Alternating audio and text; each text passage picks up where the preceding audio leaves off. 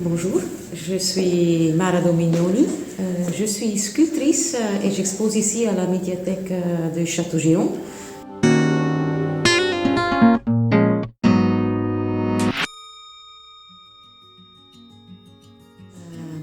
Ici, vous allez voir principalement mon travail d'aquarelliste qui, pour moi, est en direct lien avec la sculpture.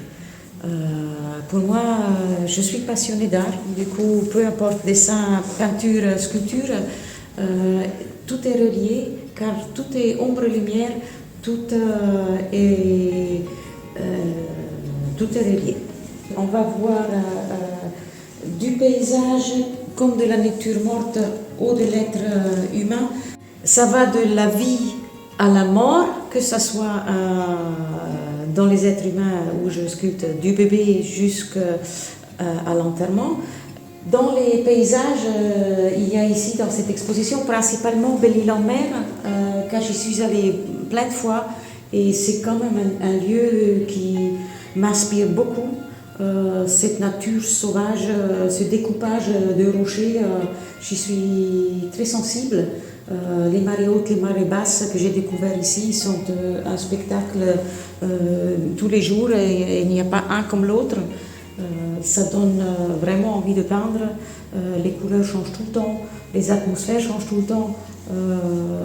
C'est un vrai spectacle. Dans les natures mortes, c'est les formes. Moins c'est beau, plus ça m'attire.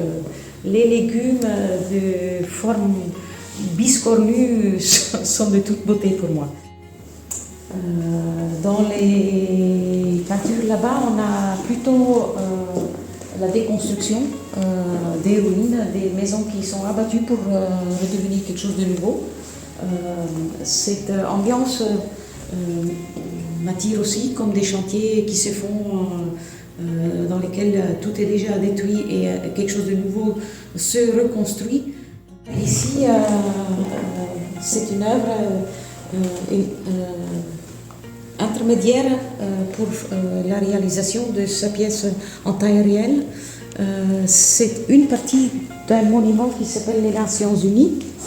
C'est 3 filles dans les Nations Unies, c'est 8 personnages, tous d'une autre nation. J'aime les cultures, je suis moi-même, ça s'entend, d'une autre culture. Alors pourquoi en même temps la peinture, le dessin et la sculpture? Pour moi, l'un ne peut pas être sans l'autre. La lumière tombe sur tout.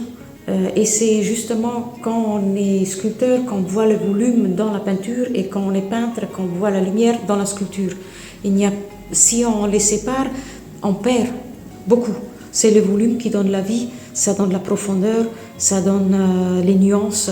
Et si on arrive à intégrer les deux et à travailler dans les deux domaines, c'est vrai qu'on enrichit beaucoup son travail dans les deux sens.